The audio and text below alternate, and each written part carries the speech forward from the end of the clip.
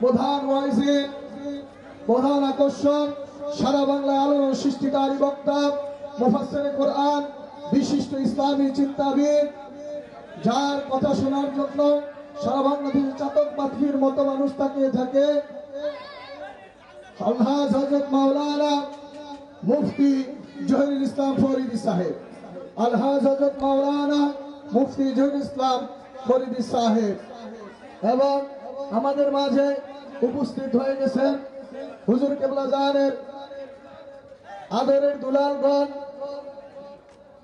দরবার শরীফের দপ্তর প্রধান, আমাদের এই এলাকার কেরানীগঞ্জের কৃতি সন্তান জনাব জসিমউদ্দিন জুয়েল ভাইজান, এবং উপস্থিত হয়েছেন আমাদের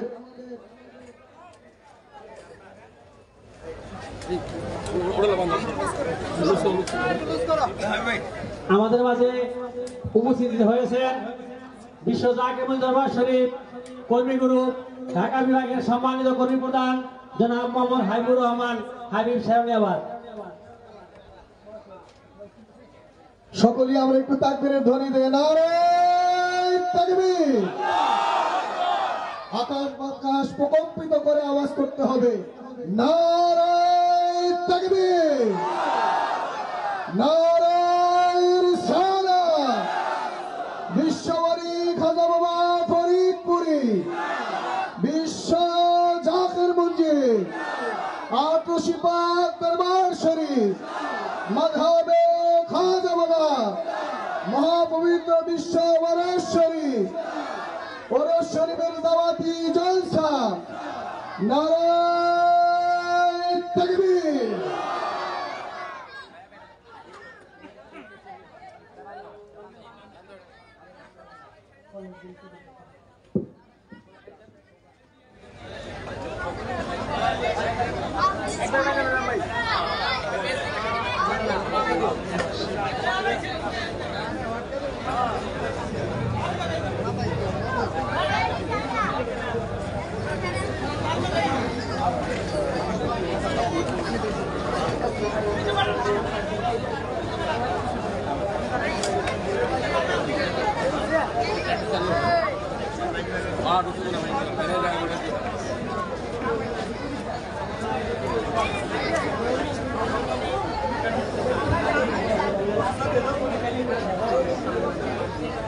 उठाओ ना, ऊपर उठाओ ना, ऊपर उठाओ ना, नामाय रखो शेष। अच्छा ठीक है, चाप तो ना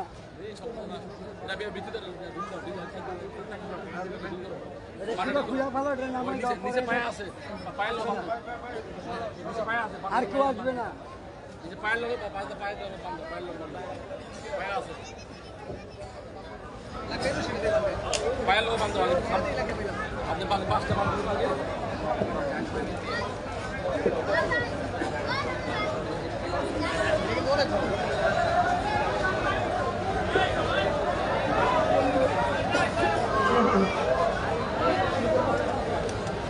আসসালামু আলাইকুম ওয়া রাহমাতুল্লাহি ওয়া বারাকাতুহু। মাগফিরাত।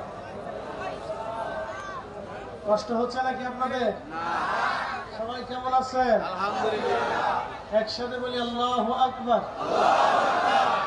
মাইকের সাউন্ডটা একটু বাড়াই দেন ভাই। ইন্নাল হামদালিল্লাহ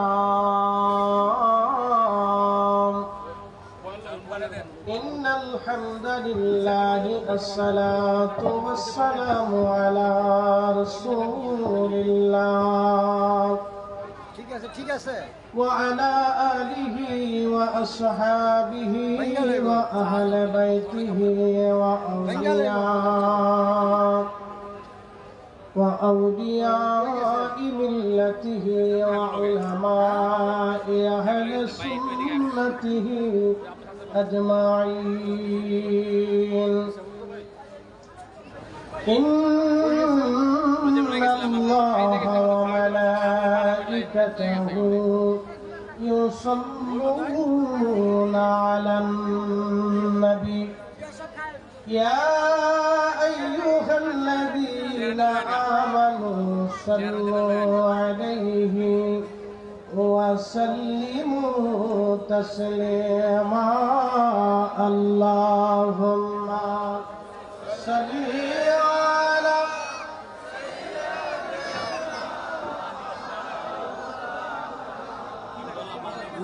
محمد وعلى آل سيدنا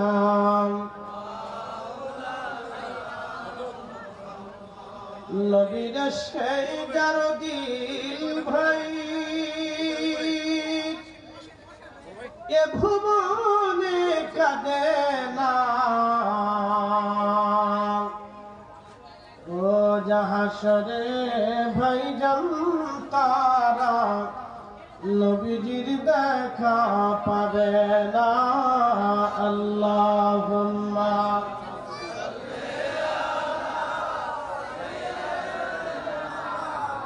مولانا محمد وعلى آل سيدنا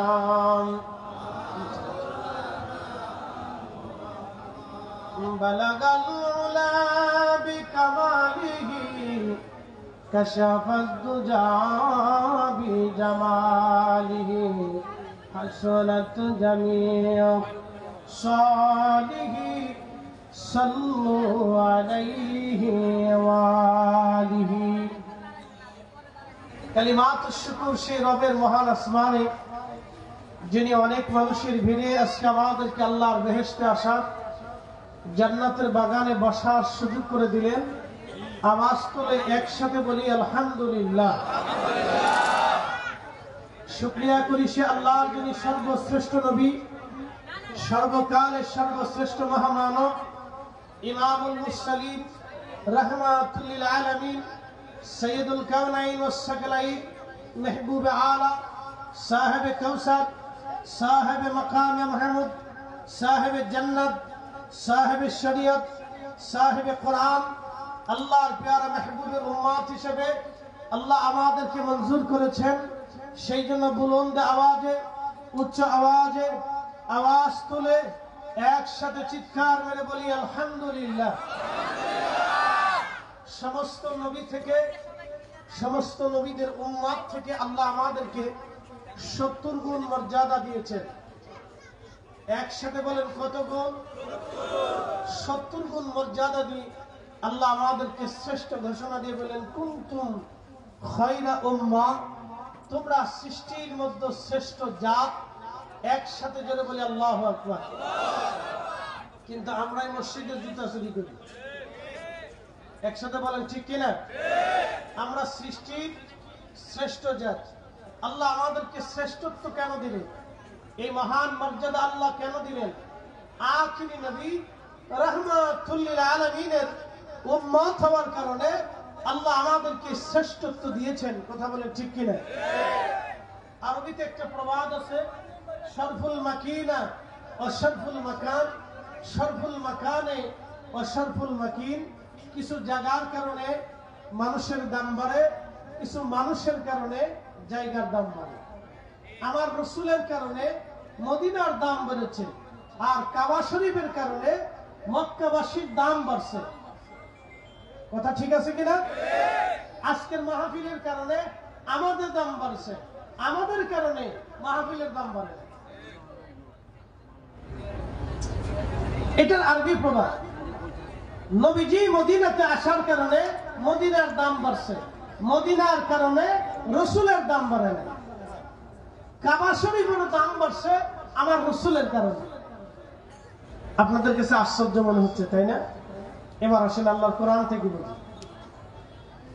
লা উকসিমু বিহাদাল বালাদি ওয়া আনতা হিল্লুম বিহাদাল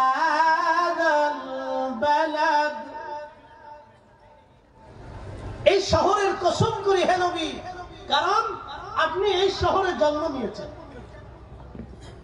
আল্লাহ মক্কার কসম করেছে আরেকটু বলি إن أول بيت وضع للناس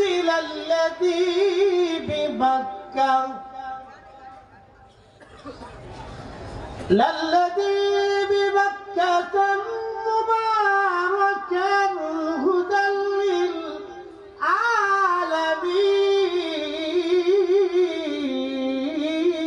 للعالمين প্রথম যে ঘর করেছি বাক্কা। এই ঘরকে কেন্দ্র করে আমি আল্লাহ তামাম সৃষ্টির মধ্যে হেদায়েত ছড়িয়ে দিব।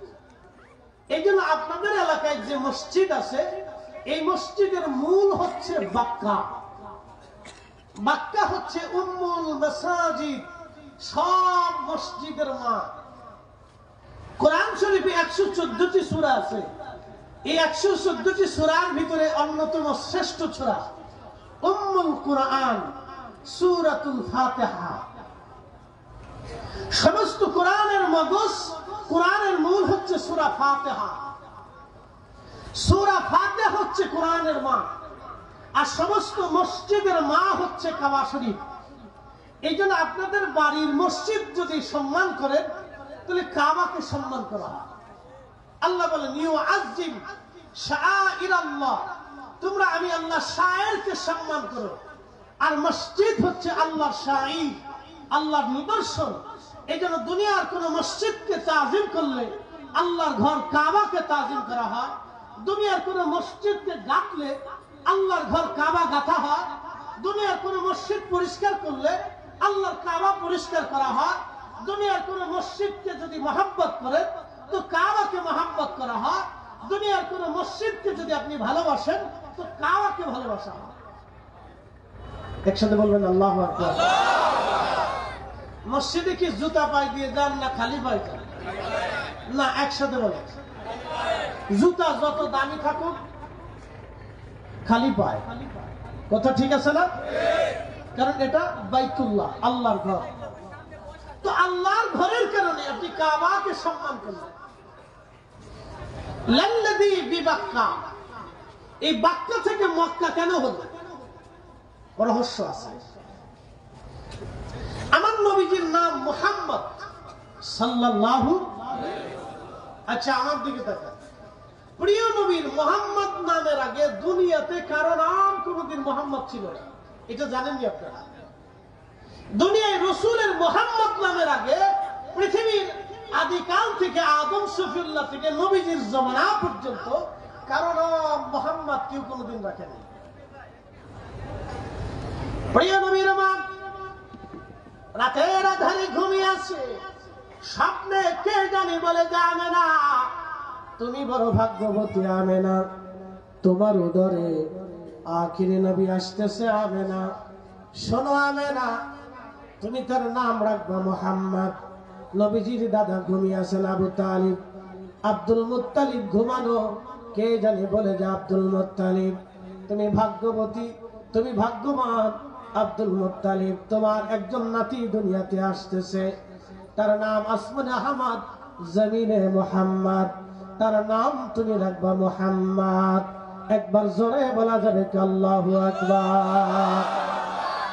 মুহাম্মাদের নাম জপেছিলি বুলবুলি তুই আগে, মুহাম্মাদের নাম জপেছিলি বুলবুলি তুই আগে, ও নামে এত মধু আছে কে জানি তো আগে, মুহাম্মাদের নাম জপেছিলি বুলবুলি তুই আগে।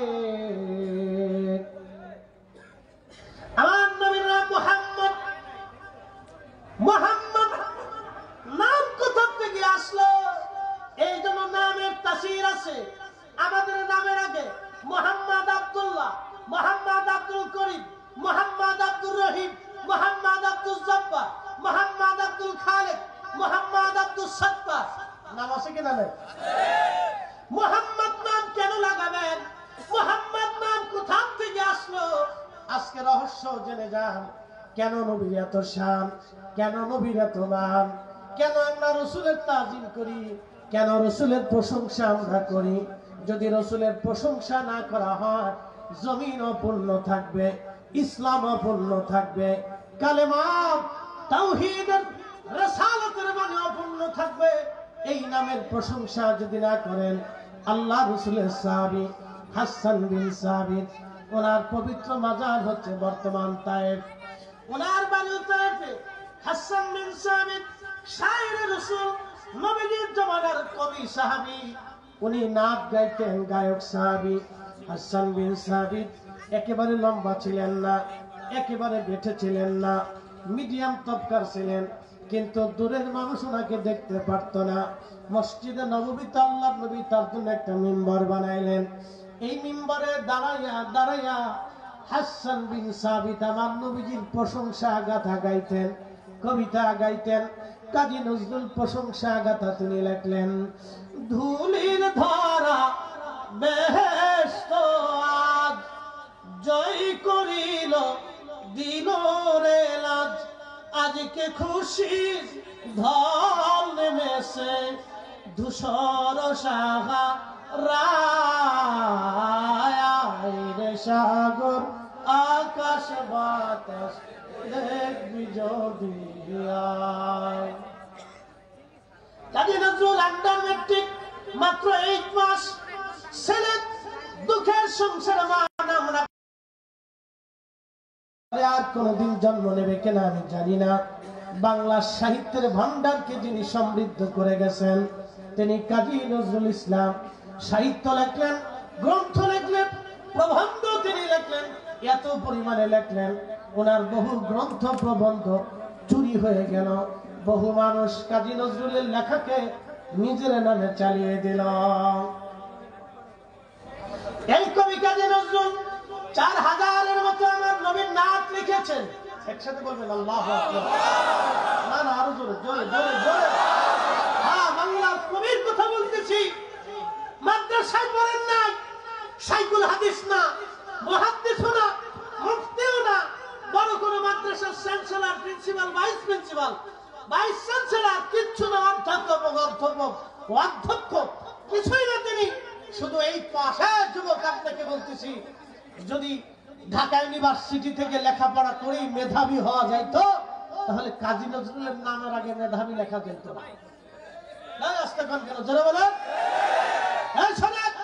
আমার দেশের ভার্সিটি থেকে যদি মানুষ তৈরি না হয়, আমার দেশের ভার্সিটি থেকে যদি দেশপ্রেমিক তৈরি না হয়, আমার দেশের ভার্সিটি থেকে যদি এমন সন্তান তৈরি না হয় যে সন্তান অন্ধের কাজে লাগবে, বোমার কাজে লাগবে, রাষ্ট্রের কাজে লাগবে, জনগণের কাজে লাগবে, আমার দেশের মানুষের জন্য কাজে লাগবে, আমার দেশের অভাবীর কাজে লাগবে, রিক্সাওয়ালার কাজে লাগবে, দিন মজুরের কাজে লাগবে, আমার দেশের গরিব দুঃখী মেহনতির কাজে লাগবে, কৃষকের কাজেই যদি না লাগে তাহলে এমন ভার্সিটিতে লেখাপড়া করে কোনো ফায়দা নাই।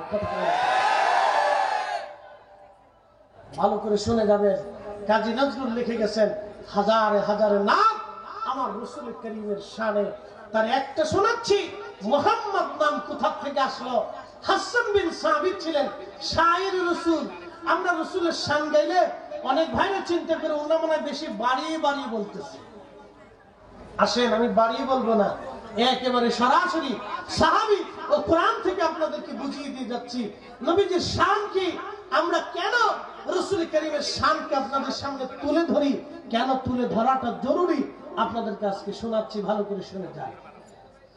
হাসান বিন সাবিত মিম্বরে দাঁড়িয়ে তিনি কবিতা গাইতেন, ইন্নাকা উলিতা মুবাররান মিন কুল্লি আইব কাআন্নাকা ক্বাদ খুলিকতা কামা তাশা ওয়া দাম্মাল ইলাহু ইসমান নবী বিইসমিহি ইযা ক্বালা ফিল খামসিল মুয়াজ্জিন নাশাদ ওয়া শাক্কা লাহু লিউদিল্লাহু ফাজুল আরশি মাহমুদুন ওয়া হাযা মুহাম্মদ বালাগাল উলা বিকামালিহি কাশাফাত তুজা বিজামালিহি হাসানাত জামিউ খুসালিহি সাল্লাল্লাহু আলাইহি ওয়া আলিহি। প্রিয় কেরানীগঞ্জবাসী, ভালো করে শুনবেন। হাসান বিন সাবিত নবীর উদ্দেশ্যে বলেন, ইন্নাকা উলিতা মুবাররাক, নবীজি আপনি দুনিয়াতে এসেছেন, জন্মগ্রহণ করেছেন, বেলায়াত শরীফ হয়েছে, পৃথিবীতে এসেছেন আপনি ইয়া রাসূলুল্লাহ। ইন্নাকা উলিতা মুবাররান মিন কুল্লি আইব, নবীজি আপনার কোনো দোষ নাই, ত্রুটি নাই, খাতা নাই, আইব নাই, কোনো ভুল নাই, খাতা নাই, আইব নাই, ত্রুটি নাই। একবার জোরে বলেন আল্লাহু আকবার। প্রশ্ন করি, জবাব দিবেন। নবীর ভুল আছে? না না, আরো জোরে বলেন। না, জোরে বলেন, জোরে বলেন। নবীর জন্মে ত্রুটি আছে? না না, আরো জোরে বলেন, আছে। তাহলে রাসূলের আব্বা আম্মাকে কাফের বলে কারা? না বলে, কারা বলে? আমার মতো আলেম, আমার মতো টুপিওয়ালা, আমার মতো পাগড়িওয়ালা যারা রাসূলের আব্বা আম্মাকে কাফের বলে, আমি ওর মুখের মতো থুতু নিক্ষেপ করি, কথা বলে ঠিক না? আর আমরা যখন বলি তখন আমরা হয়ে যাই বেদাতি। যদি রাসূলের জন্মে ভেজাল না থাকে, যদি নবীর জন্ম বেলাদাত মুবারকে যদি ত্রুটি না থেকে থাকে, তাহলে রাসূলের আব্বা আম্মা কাফের কি করে হয়? তারা কি করে অবিশ্বাসী হয়ে থাকে? তাহলে বলতে হবে রাসূলের আব্বা আম্মা কবে কোন মূর্তির সামনে সিজদা দিয়েছিল, কোন প্রতিমার সামনে নবীর আব্বা আম্মা সিজদা দিয়েছিল বলতে হবে। একটা ইতিহাস থেকে, তারিখ থেকে, কিতাব থেকে বলতে হবে। যদি বলতে না পারো তাহলে তোমাদেরকে লক্ষ লক্ষ মানুষের সামনে নাকে খড় দিয়ে তওবা করতে হবে। আমরা বললে হয়ে যায় বেদাতি, আমরা বেদাতি। সহজ সূত্র, হিসাব সহজ।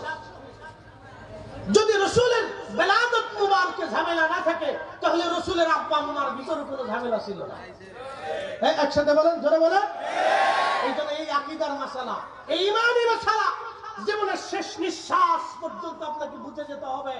সাবধান, আমার মতো টুপিওয়ালা, আমার মতো পাগড়িওয়ালা, আমার মতো দাড়িওয়ালা আপনাকে মাদানি লাগাইয়া, আজহারি লাগাইয়া, কোন লকব লাগাইয়া, কোন ব্যক্তির লকব লাগাইয়া, কোন প্রতিষ্ঠানের লকব লাগাইয়া ধর্মের দোহাই দিয়ে আপনাকে জাহান্নামে না নিতে পারে। কথা বলে ঠিক না বেটা? প্রিয় মুসলমান হাজিরিন, আপনি যদি সারা পৃথিবীর দিকে তাকান, ইসলাম কাদের কাছে নিরাপদ? ইসলাম আল্লাহর ওলিদের কাছে নিরাপদ। ইসলাম যারা দিয়েছিলেন তারা আল্লাহর ওলি হযরত শাহজালালী আমানি মুজাদ্দিদের কাছে ইসলাম নিরাপদ। বিশ্বাস হয় না আপনাদের? আরেকটু বুঝে। আচ্ছা বলেন তো, ওলিদের ভিতরে কাদেরী আছে, চিশতি আছে, নকশবন্দি আছে, মুজাদ্দিদি আছে, সোহরাওয়ার্দী আছে, নিজামী আছে, উসমানী আছে, ওয়াইসি আছে, আরো বহু 160টি তরিকা বিভিন্ন ওলিদের নামে আছে। প্রশ্ন করবেন, হুজুর ইসলামকে এরা ভাগ করে নিয়েছে? না ভাই, তরিকা একজন ওলির নামে হতে পারে। যেমন হাদিসের গ্রন্থ ইমাম বুখারীর নামে, আমরা বলি বুখারী হাদিস। আল্লাহর কসম, বুখারীর কোনো হাদিস নেই। হাদিস আমার রাসূলের। কি আসতে কোন কেন? হাদিস কি বুখারীর না নবীর? না, জোরে বলেন। আমরা বলি মুসলিমের হাদিস, মুসলিমের কোনো হাদিস নাই। হাদিস তো আমার নবী, কিন্তু লিখেছেন ইমাম মুসলিম। এই জন্য আমরা বলি মুসলিম শরীফের হাদিস, নাসাই শরীফের হাদিস, তিরমিজি শরীফের হাদিস, আবু দাউদ শরীফের হাদিস, ইবনে মাজার হাদিস, হাকিমের হাদিস, তাহাবীর হাদিস। হাদিস কিন্তু কোন ইমামের না, হাদিস আমার রাসূলের। সংরক্ষণ করেছেন একজন ইমাম, যার কারণে হাদিসের কিতাবের নাম ইমামের নামে হয়েছে। তরিকা আমার রাসূলের, সংরক্ষণ করেছেন কাদেরিয়া, এই জন্য কাদেরিয়া হয়ে গেছে। তরিকা আমার রাসূলের, সংরক্ষণ করেছেন হযরত চিশতিয়া, এই জন্য চিশতিয়া হয়েছে। তরিকা আমার রাসূলের, সংরক্ষণ করেছেন হযরত মুজাদ্দিদ আল বুসানি, এই জন্য মুজাদ্দিদিয়া।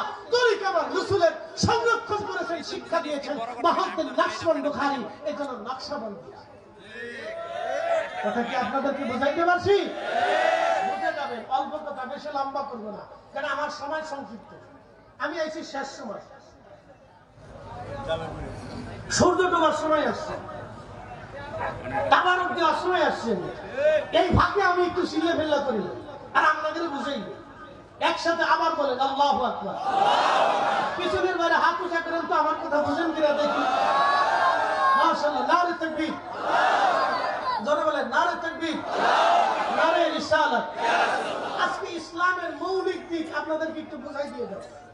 5 মিনিটে বোঝাবো, হাত নামান। 5 মিনিটে ইসলামের মৌলিক দিক আপনাদেরকে বুঝাই দিয়ে দেবো, হাত নামান। আমাদেরকে বুঝতে হবে, ভালো করে বুঝে যাবেন। ওলিদের কাছে ইসলাম নিরাপদ কেমনে, আমি আপনাদেরকে বুঝি। আচ্ছা, শাহজালালী আমানি মুজাদ্দিদি রাহমাতুল্লাহ আলাইহি বলেন তো, উন্না কতজন ওলি আসছিলেন? 360 জন। উনাদের ভিতরে দল ছিল কয়টা? জোরে বলে। না না, জোরে জোরে জোরে জোরে, আরো জোরে জোরে